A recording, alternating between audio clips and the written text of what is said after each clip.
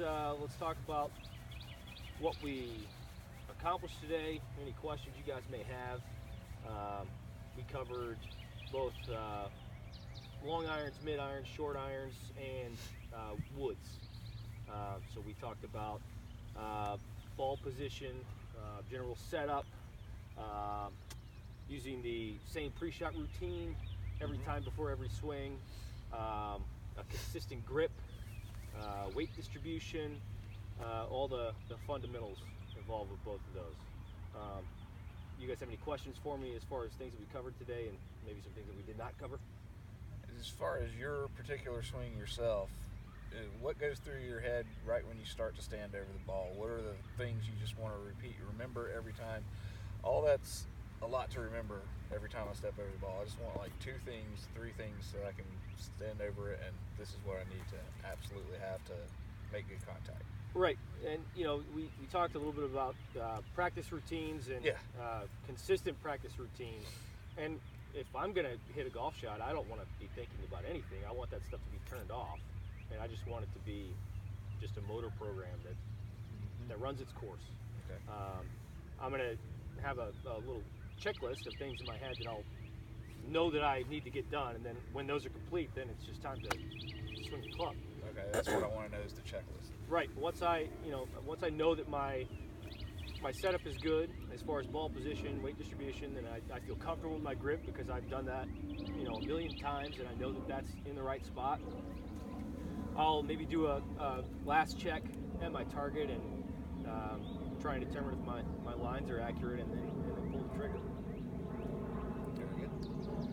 I'd like to again go through the grip and the hands and the balancing where the pressure is on both, setting that up again. Sure. So ideally, you'd like to never grip any tighter than you would when you were holding an egg. So if you're gripping your golf club, it should never be any more firm than when you're holding an egg.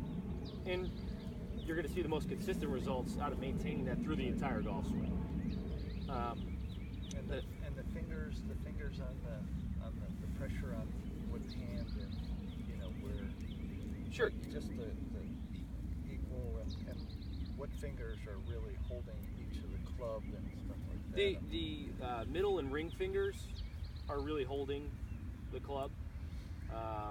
You could, in theory, swing a golf club like so without these index and pinky fingers on the club. May not be the most consistent for your game, but you could indeed. But minimizing the pressure on those other fingers by maybe removing them from the club while you're holding the club upright, just to see if there are any that have any extra pressure that's not needed. So when we were working on ball trajectory with the irons, did we want to have the ball location in the front of our stance, middle of the stance, or back of the stance? With irons, depending on the length of the iron, the shorter the iron, typically the further back in your stance, and the longer the iron, typically the further toward your target. Okay. And that's in general for all clubs. The shorter the club, the further back in your stance, and the longer the club, the further toward your target in the stance.